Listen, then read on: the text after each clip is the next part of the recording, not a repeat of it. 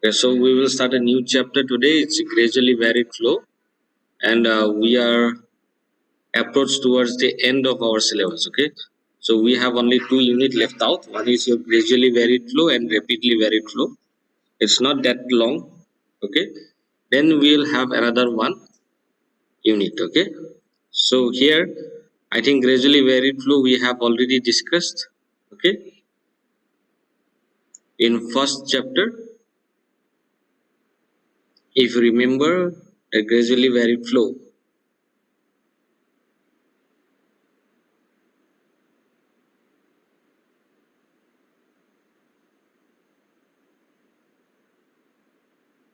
If you have the bottom of the channel and the flow is flowing in this direction, okay, from upper elevation to the lower elevation, the water is flowing, and then if you construct any obstruction to the flow of water,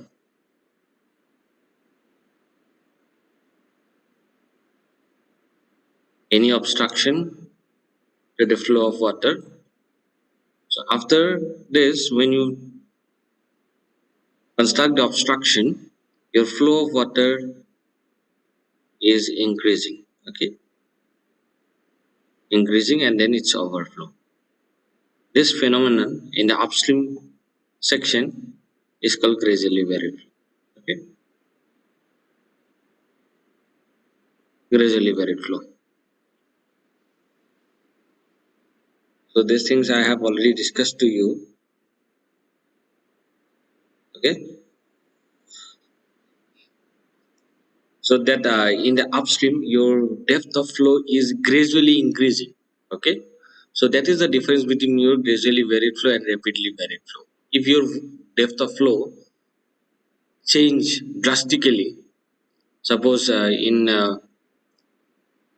you consider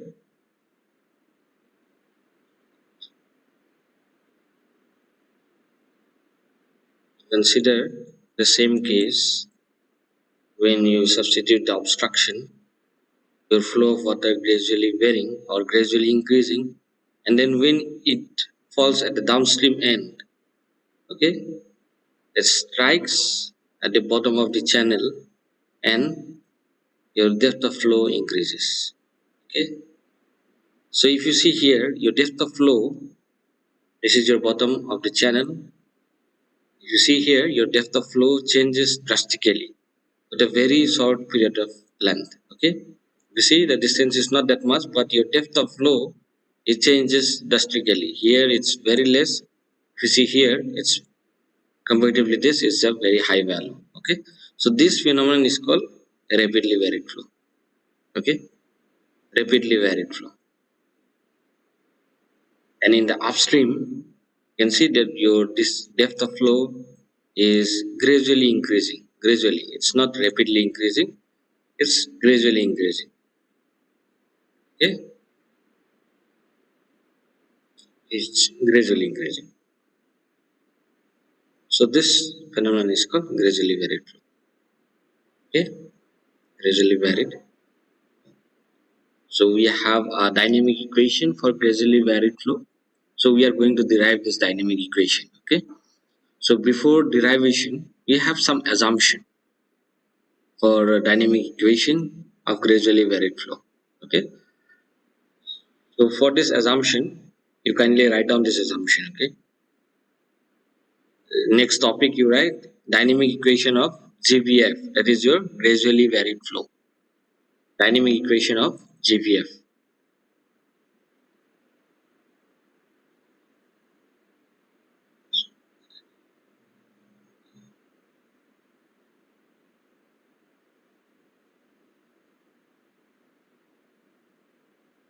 Okay.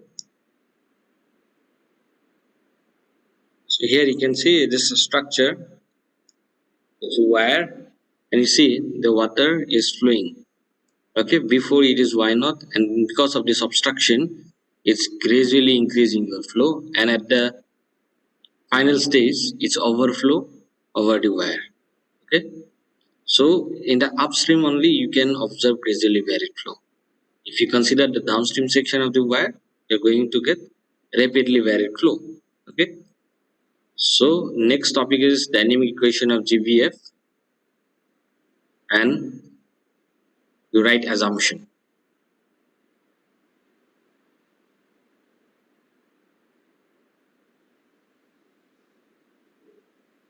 So you write the first assumption,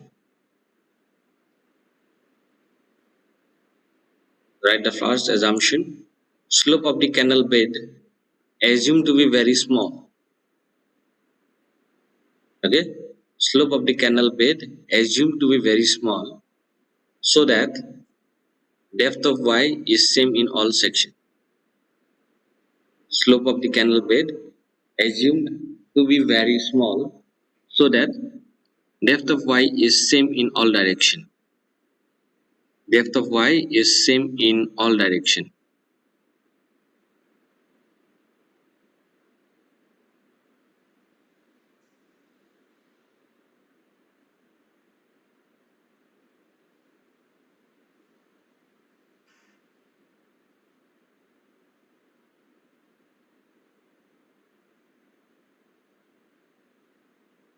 Done. First assumption.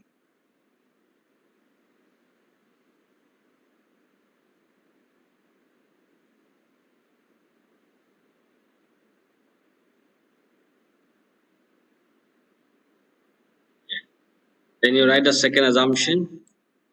Channel is prismatic. Okay, I think everyone know what is prismatic channel. Prismatic channel is nothing but we consider the whole cross section of that particular channel is same. Suppose if you consider a river, if you see from the from the top view, the width of the river generally changes. It's not constant. Okay, somewhere it less, somewhere it more. It's changing because the boundary of the river it's not like a straight line. It's somewhat like this. Okay, see, you see from a top view, or you can use Google Map also to see, or if you want to track a river, you see that width of the channel is not constant, or it's not a straight line. Okay, and if you see the cross section also for a river is somewhat like this. It's irregular shape. You cannot say which one is what. Okay, from the same for the same river. Okay, so if we consider in such a irregular shape and the variation of width of the channel, then it's very difficult to derive the dynamic equation. Okay, so these are the assumption to make your calculation simplification or simplified. Okay, so that is why we consider this channel is prismatic. That means we have a constant width of the river and with a constant shape. Suppose it is rectangular, that means the whole channel will be rectangular. If it is a trapezoidal, the whole section will be trapezoidal. If the width of the channel is 100 meter, that means it will be constant 100 meter throughout the channel. Though it is not, but we are assumed to be constant. Okay, so this is called prismatic channel. Okay, so the next assumption you write number two, that channel is prismatic. Channel is prismatic and slope is same. Okay? And slope is same. Then you move on to the third assumption. Velocity coefficient. I think you are familiar with this term alpha. That is our velocity coefficient. Is assumed to be unity, or you can say alpha is equal to 1.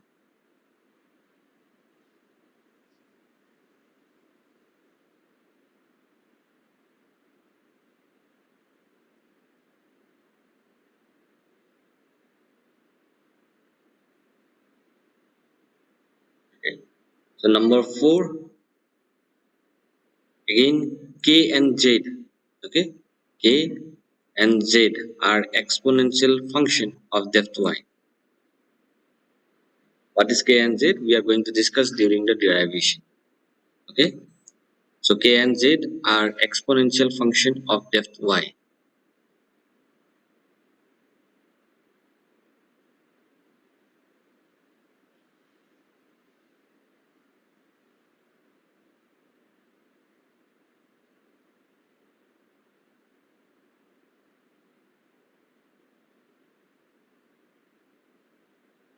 Okay. Then you move on to the fifth assumption. Roughness coefficient N or C. That is, N is for Manning's, C is for Sages constant. Okay, and F is the friction. Roughness coefficient N or C or small f is independent of depth of flow. Okay, and constant throughout the channel.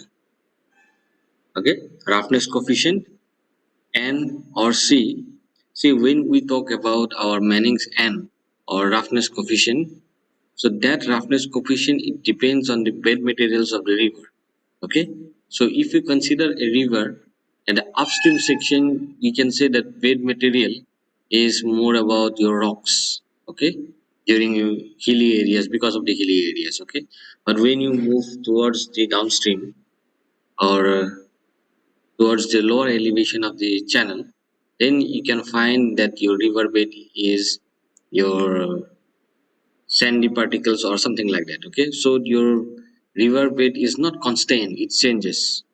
Okay, so if the riverbed changes, bed material changes, then your roughness is also changes. Okay, but in this derivation we assume the your roughness coefficient will be same throughout the channel reach or throughout the river. Okay, similarly for Sages constant or friction factor F, we consider it as constant. Okay, that is why it's written independent of depth of flow and constant throughout the channel. Okay, then we move on to our number six, assumption number six, or you can say it's a last assumption.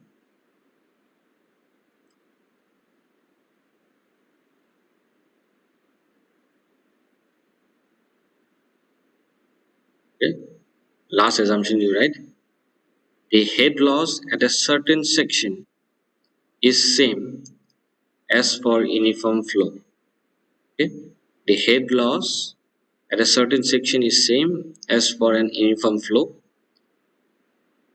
So that is why uniform flow formula such as Manning's and Sages equations are applicable in gradually varied flow to find the energy slope. Okay, so this is the last assumption. The head loss at a certain section is same as for an uniform flow, but this for gradually varied flow is not our uniform flow because the depth of flow is changing with distance. Okay, as we move towards the barrage or the obstruction, our depth of flow increases. Okay, so we cannot say it's a uniform flow, but this is just an assumption. Okay, to find out the friction slope, we are going to use Manning's and Sages equation, and Manning's and Sages equation applicable for uniform flow. Okay, so we consider it like an uniform flow, and we use these equations to find the SF. Okay, this is the assumption, last assumption. So you write like this: the head loss at a certain section is same as for an uniform flow. That is, uniform flow formula such as Manning's and Sages equation are applicable in gradually varied flow to find the energy slope SF.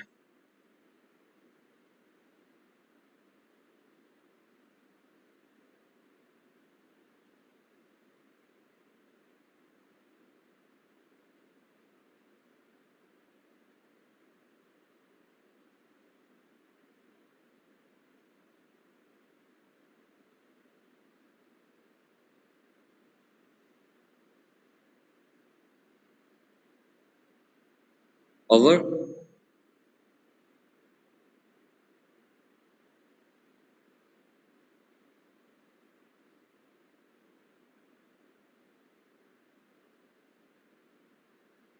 Okay, so we move on to the derivation now. Okay, so assumption is done.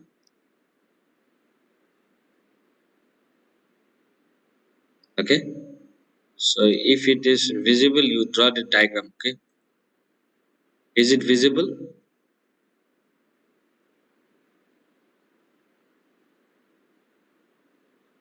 So the this is the bed of the bed of the channel.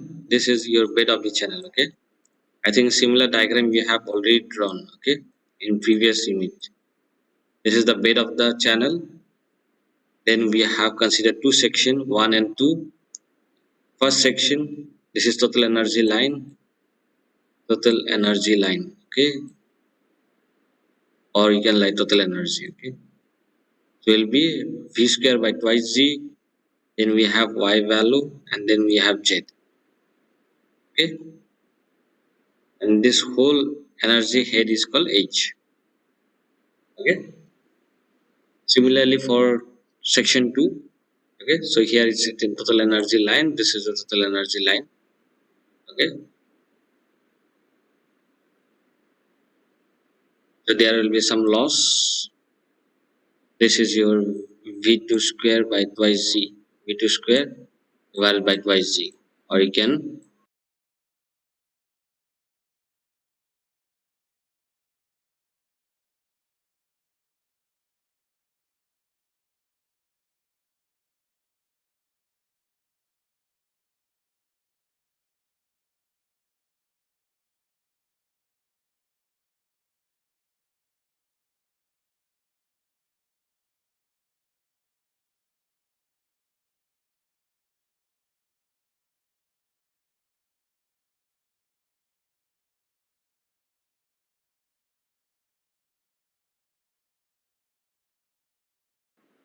write alpha V2 square by twice Z. Okay, here V2 and this will be Z2. Okay, so there will be some loss because of this friction. Okay, so that loss is dH. The loss is nothing but your dH. Okay, so this is your total H. Whatever the energy you are getting here, that energy level here, it will be little bit reduced because of the friction loss. Okay, so that loss is your dH. Okay,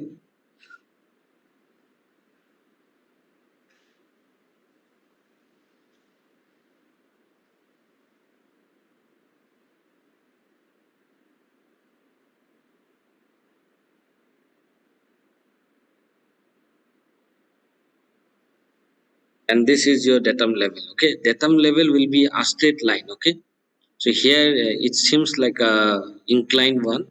So the don't confuse, it's a like a straight line because it's a hand drawing. Hand drawn is done, so that's why it seems like inclined one, but you draw as a straight line. Your datum is a reference line and it's a straight, with respect to which we are going to find out the total energy of a particular section. Okay, and difference between these two sections is dx. Okay, so difference between that is distance difference between the two section is dx.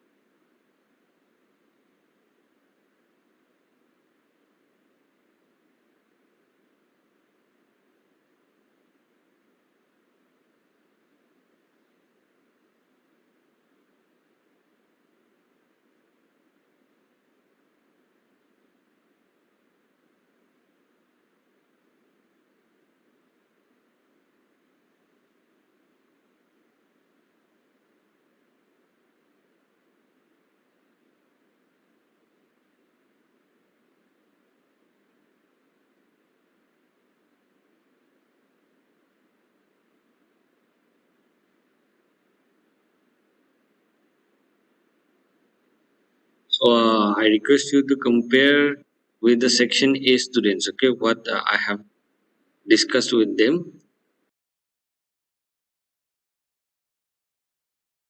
Didn't remember where I was about to end.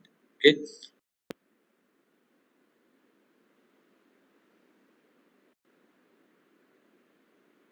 so we move on.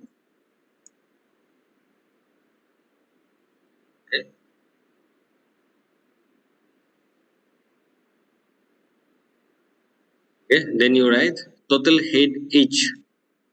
Total head H. Okay, capital H.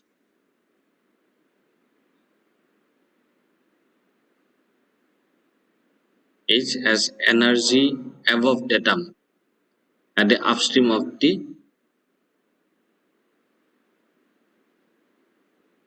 is given by at the upstream is given by you write this expression. Okay, so head is nothing but your total energy. So for total energy, if you remember, we will be having three components. One is your datum head, that is your Z, plus your pressure head, that is your Y, or depth of flow, and the last one is your kinetic velocity head or kinetic head, V square by twice C. Okay, as the V is not constant throughout this section, we are going to multiply by a component that is called alpha. Okay, and if you remember in the assumption, we have considered this alpha is equal to 1. The second assumption. Okay, so you can directly write v square by twice g. Okay, so you can see you can directly write this expression z plus y v square by twice g, because for alpha we have considered 1.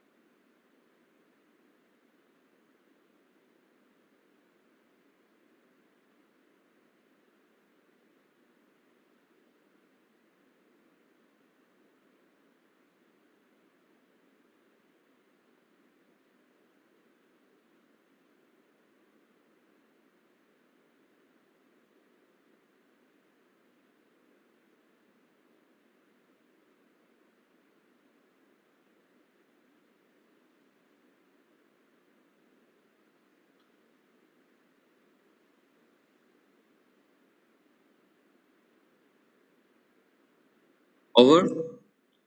So then we have to differentiate. Okay, okay. I think you have understood. H is nothing but your total energy head, because everything what you are going to find, that is v square by 2 is 2g, that unit is also in meter, y is also in meter because it's a depth of flow, and z value, that is the datum head, is also in meter. So whatever the total value you are going to get here, also it will be in meter, so it's a head. Okay, so you can also tell it's called total energy head. Okay, so now we have to differentiate this head, total head, with respect to x. Okay, so dh by dx. Okay, the differentiating with h with respect to x. So dh by dx is equal to z is also dz by dx plus dy by dx plus dd of x v square by twice z, and you put equation number 1.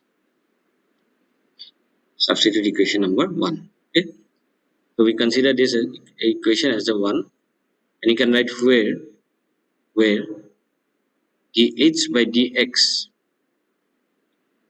that is change in depth, sorry, change in head with respect to distance. This is nothing but your slope of the total energy line. Okay, slope of the total energy line. If you take tan theta, if you take tan theta, because suppose this is your river, bed river, level of water, and if you see here, we'll be having v square by twice c. Okay, so if you take two section 1 and 2, so there will be some angle, right? If you draw this as a straight line, because here the level reduces because of the loss. Okay, this is your section 1, This is your section 2. So because of this, if you draw a straight line, okay, if you draw a straight line like this, and this angle is theta, okay. So if you take tan theta, this is nothing but your dh loss in head. This is your dh. Okay. This is your total energy line. This is your energy line. This line. Okay, this blue line is your energy line because here it's more and here it's reduces. How much it reduces? That is your dh. If you take tan theta, then this difference is again dx. We have already discussed. Okay, so dh by dx is nothing but your slope of total energy line. Okay, and is given by SF. And is given by SF. Okay. So here again you write dh by dx we are going to consider as a negative since your head decreases when x increases. So when we increase the distance, you see that your frictional loss or whatever the loss is, it will be more. Okay, and because of this your head reduces. So when we increase the x value, your head reduces. So we are going to consider as a negative.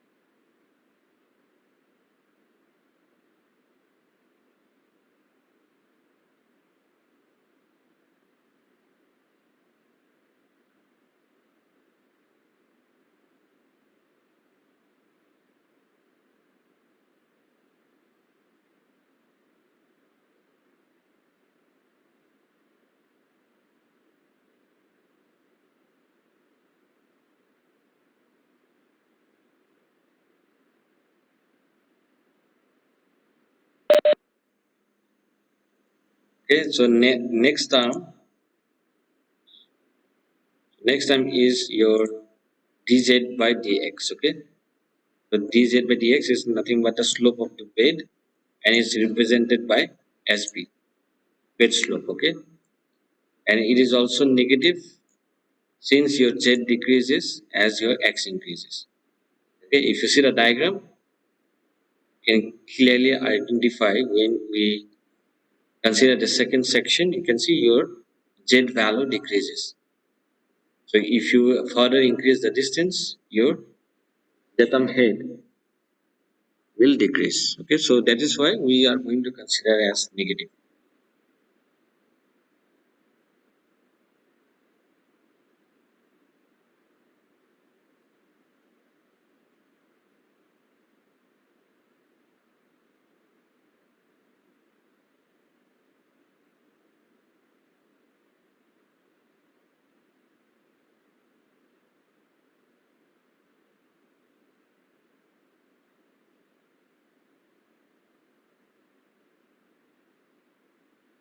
Okay. So from 11, no, your Rituraj sir will take your